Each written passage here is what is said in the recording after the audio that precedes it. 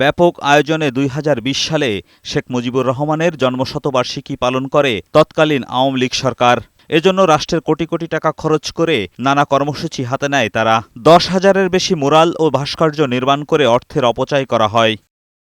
দুদকের অভিযোগ, প্রায় ৪,০০০ কোটি টাকা ব্যয় করে মুজিববর্ষ পালন ও শেখ মুজিবের ১০,০০০-এর বেশি মুরাল ও ভাস্কর্য নির্মাণ করে রাষ্ট্রের অর্থ অপচয় করা হয়েছে।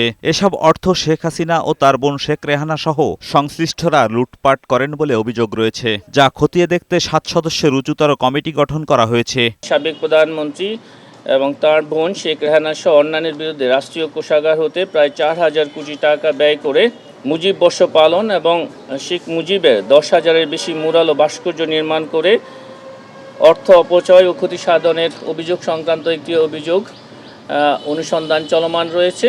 ৭ সদস্য বিশিষ্ট একটি অনুসন্ধান দল গঠন করা হয়েছে, তারা কাজ করছেন। এদিন চাঁপাইনবাবগঞ্জ আসনের সাবেক এমপি আব্দুল ওদুদ ও তার স্ত্রীর বিরুদ্ধে ২০০ কোটি টাকার সন্দেহজনক লেনদেনের অভিযোগে মামলা করেছে দুদক। সাবেক সংসদ সদস্য চাঁপাইনবাবগঞ্জ ৩-এর সহায়তায় তার নিজ নামে গাতোয়া এরুসের সাথে অসঙ্গতিপূর্ণ সম্পদ অর্জন ও দখলে রাখা এবং ৭,৫৪,০০,০০০ টাকারও বেশি মূল্যের অস্বাভাবিক এবং সন্দেহজনক লেনদেন করার অপরাধ অনুসন্ধানকালে প্রমাণিত হয়েছে।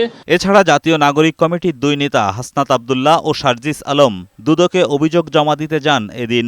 এ সময় সার্জিস বলেন, দুদককে ব্যবহার করে বিগত সরকারের সময় অনেকে সাম্রাজ্য গড়েছেন, অনেককে হয়রানি করা হয়েছে বলেও অভিযোগ করেন তিনি। অনেক ভালো মানুষকে এটার মধ্যে দিয়ে বছরের পর বছর ধরে ভোগান্তিতে রাখা হয়েছে, অস্বস্তিতে রাখা হয়েছে।